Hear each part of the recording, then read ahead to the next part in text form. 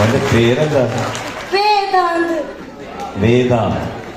വേദങ്ങൾ അറിയുന്ന ഒരു കൊച്ചു അയ്യപ്പനാണ്, ഒരു കുഞ്ഞയ്യപ്പനാണ് വേദാന്ത്.